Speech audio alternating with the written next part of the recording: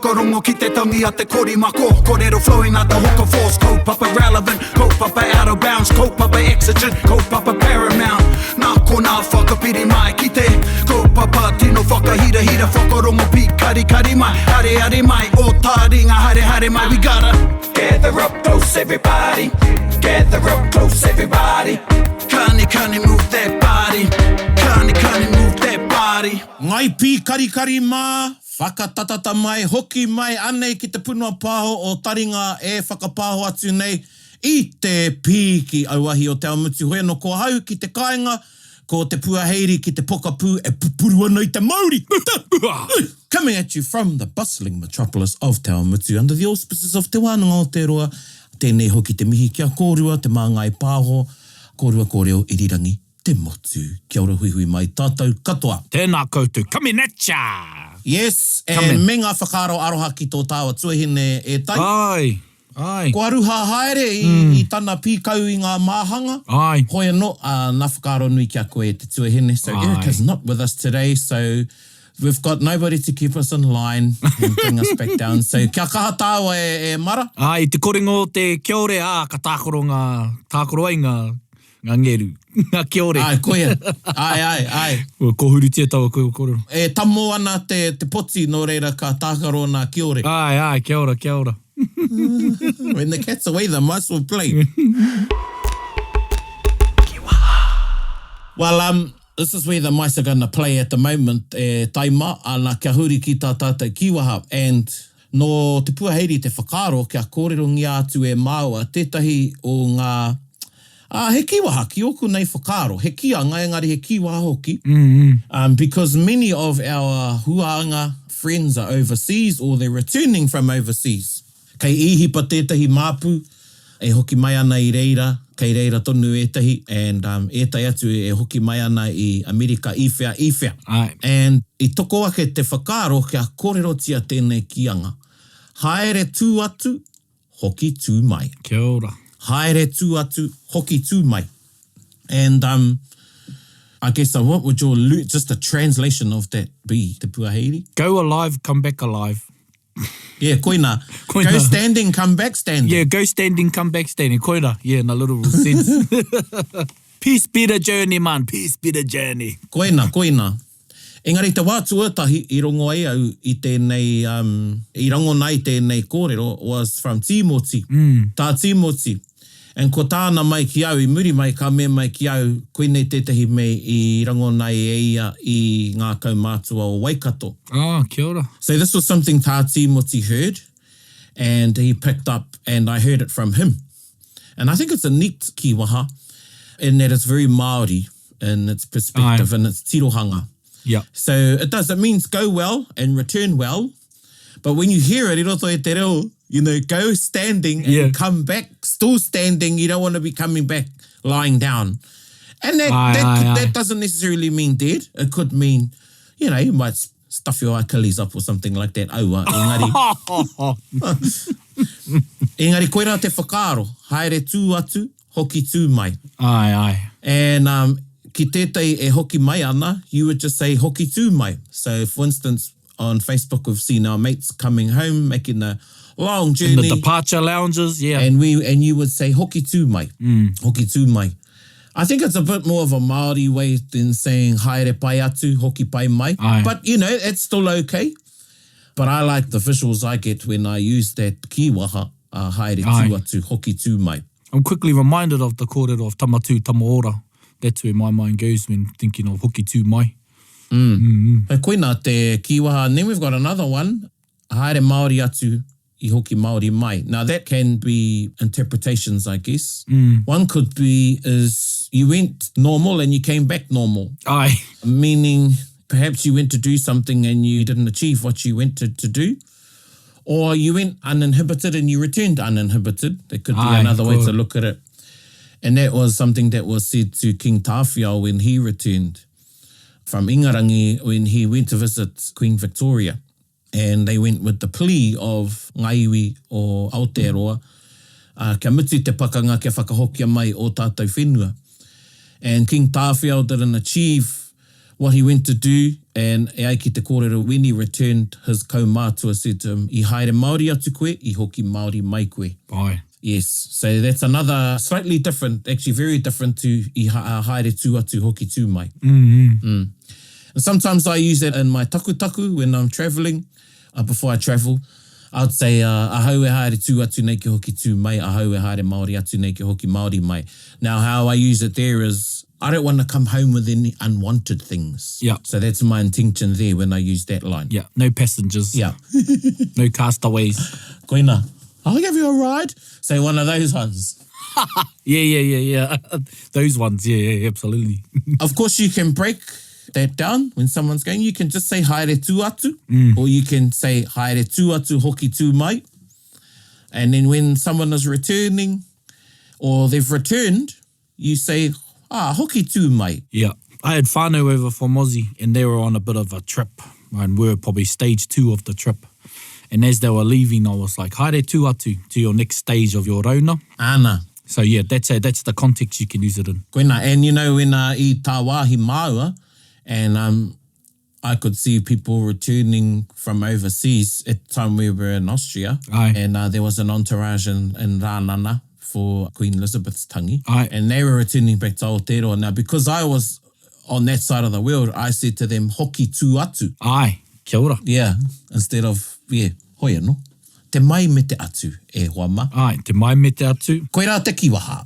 Taringa. Nō reira, e te iwi anei māua i te ketu rā māua i roto i ngā kōputunga a ngā Taonga. Ai. So I've been rummaging around in ngā Taonga archives. The archives.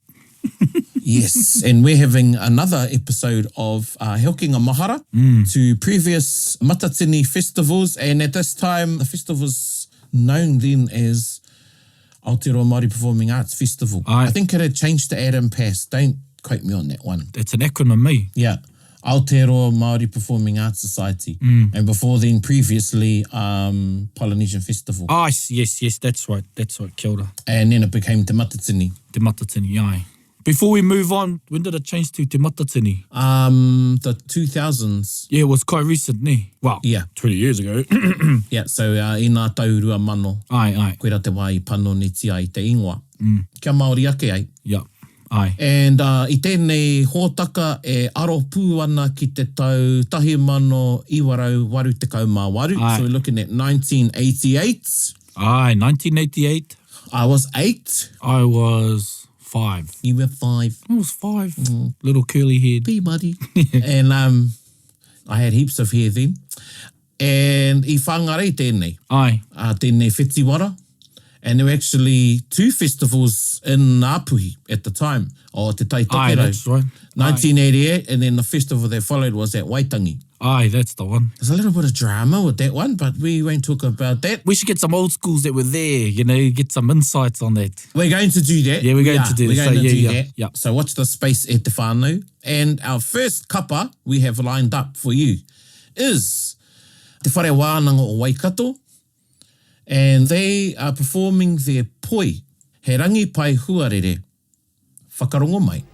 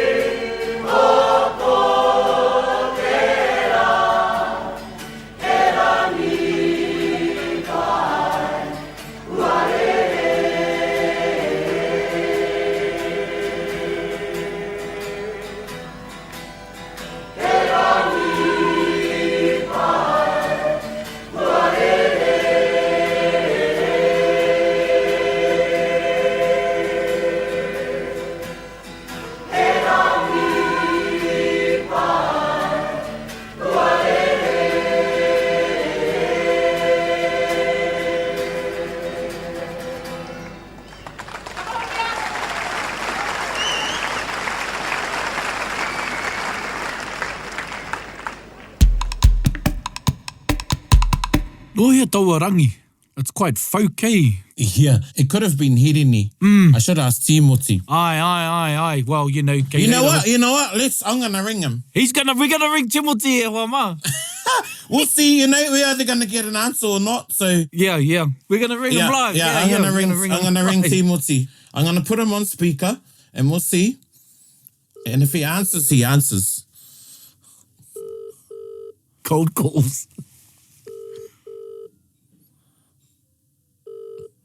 He'll be looking at his phone who's ringing. Tēnā koe. Papa, tēnā koe, pewhia ana, ko Paraone tēnei. Kei te pai, he taku pē, he taku pā, tēnau taku wae. Engari kei te pai. Tēnā rau atu koe whakauti nei tō wae. Kia mohia mai koe, kei te whakapāho a Taringa i tēnei wātonu. Kei konei māua ko te puaheiri e whakarongo ana ki ētai whakapāhotanga o mua. O tō kapa o te whare wānanga o Waikato. Oh. Ana, i nāne e whakarongo ana māua mātou ki te poi he rangi pai huarere, 1988. Oi, Whāngarei. Ai, koia. Koea hoki. Tino mano ke nei mātou ki te poe, hara tere i tō mātou tohunga. Engari, he pai kia māua te rangi, āhua folk te rangi, nā wai te rangi. Nā hirini te waiata. Nā hirini. Ai. Nāna hoki nā kupu me te rangi. Ai. Koina hoki te tau i waiata koutou mo te rangi hau, ne? Ko te rangi hau hoki te rātau?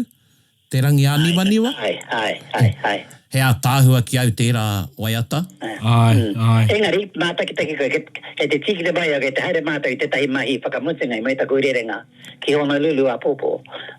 Ka pai papa, well, haere tū atu hoki tū mai. Ai, tēnā koe, mako e wā atu kia wātea nei. Ka pai papa, hei kona mai. Tēnā koe pā. Ai, hei kona mai. Wow.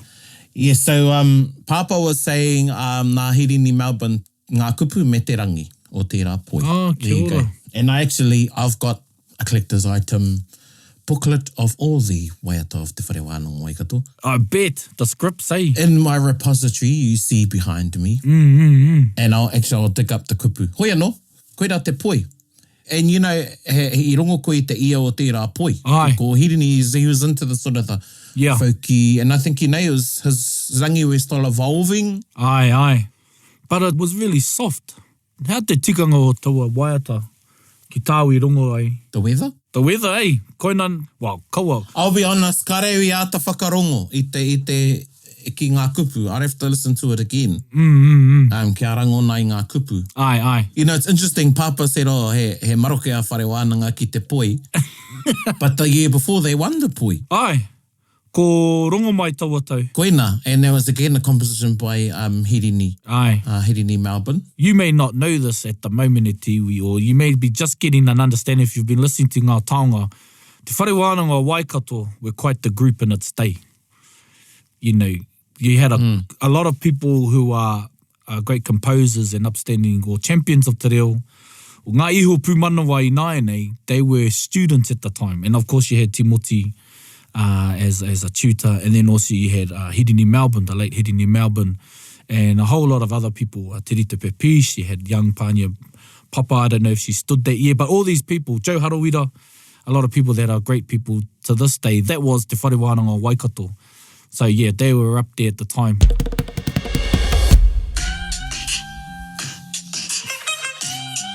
Kia ora, Papa. Ana ko hoki tū mai. Ko hoki tū mai. Ka koe te atu ngā mea ke te mātakitaki kōrua.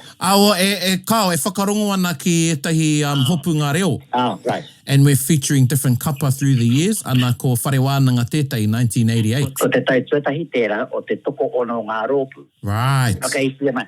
Ana ko mātou tētai, ko te whānāpanui tuatahi, ātāhua. Ko rātou, ko mātou, ko taranaki, ko waihirere rau, ko wakahuia. Ka riro rai a waihirere. Kore te kai hinga ai a Georgia, ia e tātaki ana. Okay. I te tātaki te haka ka hinga, ka tīgina atu e wauta tame po anō nei a tareraru, ne? Haere ana te haka. Wow. Kore ngā tau ai, karima harara vai hau te tera ki reira e mo ai, pakauzi hia te haka. So Papa's saying that was the first year that the top 6 was introduced? Kia ora. Oh, we're getting some insight te tiwi. Yeah, and ko ngā kapa, ko te whare wānanga Waikato, Taranaki te rawa. South Taranaki, Whānāpanui, Waihirere wakahuia. Wahirere wakahui, and who's the sixth team? Ko rangi wewe hipe? Ai, ko rangi wewe. Yeah. And I toa a Wahirere ne. Ai. Kura te I mai I ahuriria a mea wakahuia. A kaore a waihirere. Kaore a rangi wewe. Ke waia Taringa a mea a waihirere. Ko mea ko pai ke hoki kata te waia Taringa I toa ai rata. That's right. Ia hea hai riri ai a rangi wewe. Rangi kai. Ko mea ko nā pene kia rata ko waia te kehia e waihirere I mua atu I te tai atu whakawhaitai. So koe ra te tau I uru mai ai te ture. Ai. Me waia tai noi hoki ngā whakawhaitai a rohe a I te whakamātai matu o te motu. Kia ora. Ai. Ka pai pāpā. Kui nā noi. Ai. Tēnā rawa atu koe. Ai, mahi ko reta ko rua mahi. Ai. Tēnā koe pāpā. So, e tiwi, this is, koina e tohu tēnei mo te wairoa o Taringa. We go off the cuff. So the top six that year was South Taranaki, Wakahuia, Te Waihirere, Rangiwewehi, Waikato, Te Whare Wānanga Waikato. Yeah. And koe te tuaono. Oh, did you say Wakahuia? Yeah. South Taranaki? Aye. And they had a really cool poi that year too. Oh, yeah. Oiara te. And they did this kuruta formation. Anyway. So, let's move on e te whānau. So that was he rangi pai huarere nā te Whare Wānanga Waikato, and tēnā koe e te pāpā tā Timoti. Thank you for your insight, composed by the famous Hirini Melbourne.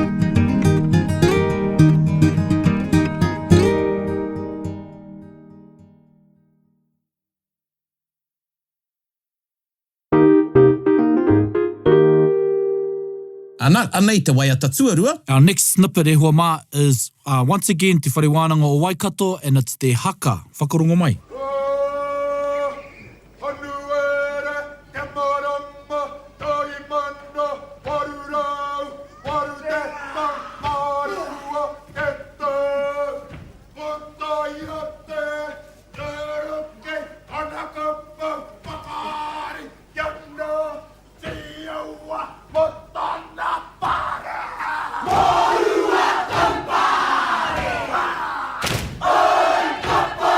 Hop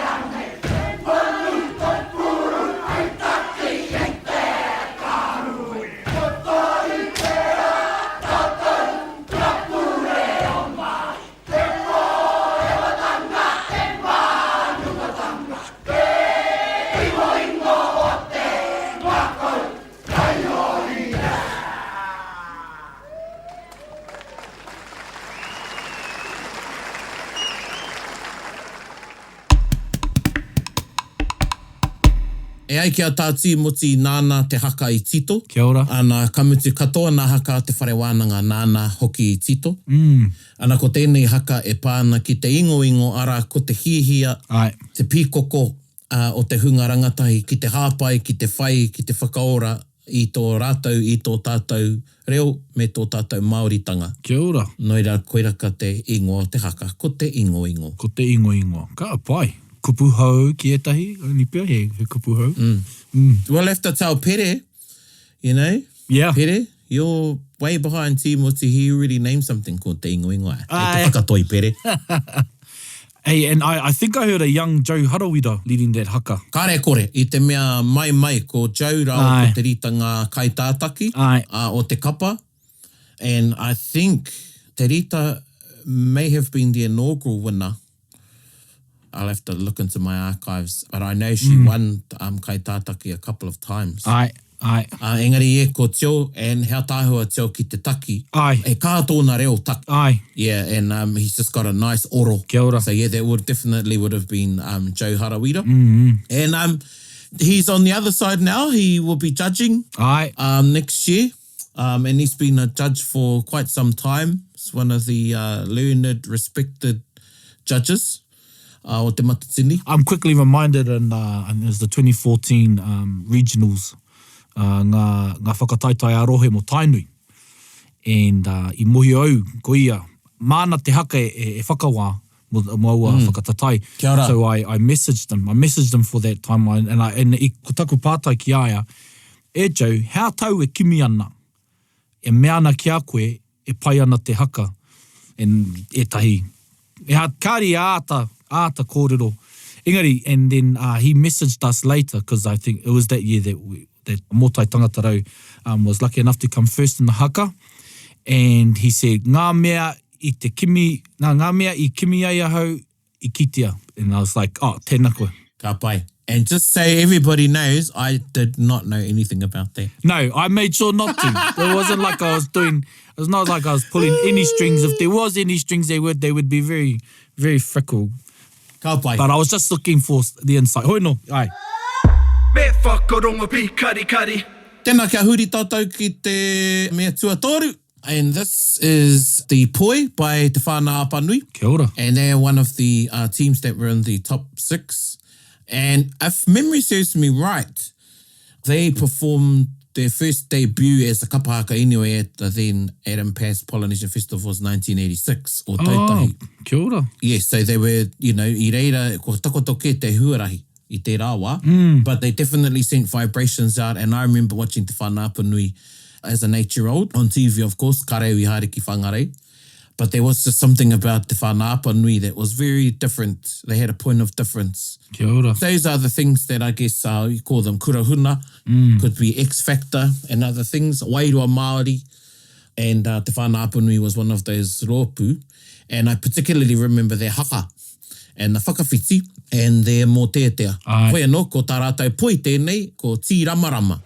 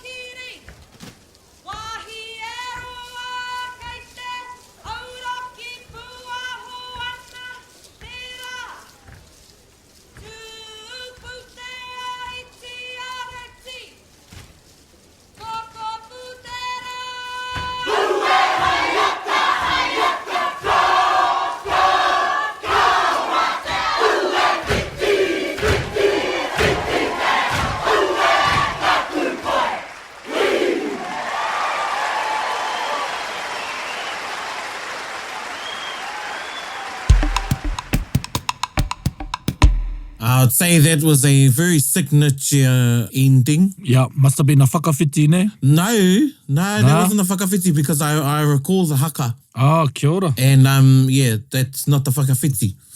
I would say a typical ending for te whānāpanui item or poi. Yeah. In this case, and they were renowned for, I wouldn't even say incorporating haka, but featuring haka in their waiata, particularly in the ends. And, you know, they've sort of, I guess, maybe been different in a lot of respects to what other groups do or did.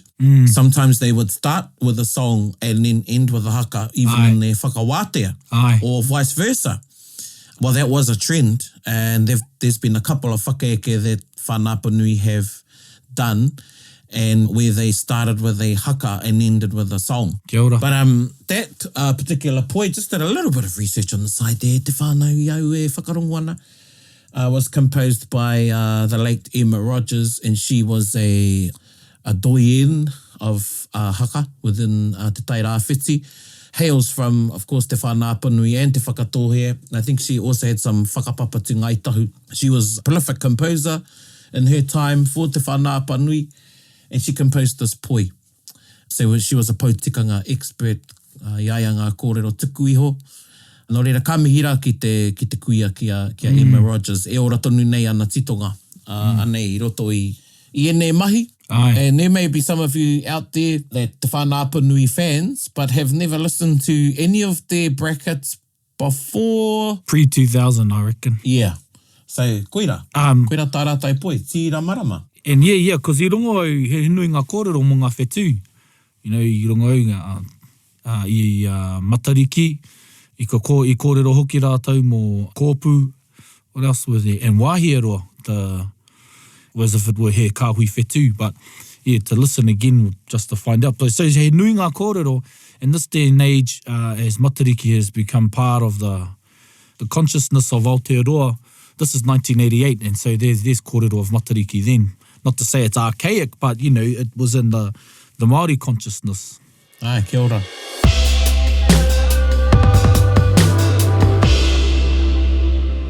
I wonder when the festival was that year too. It looks like summer to me, you know, iau e mātakitaki ana, but the next poi too is about matariki.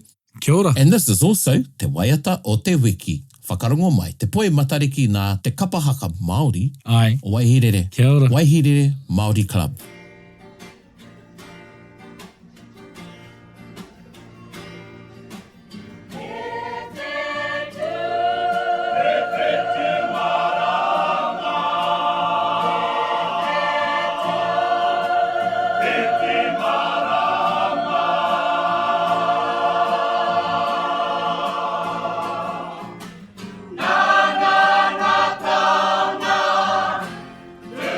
Kia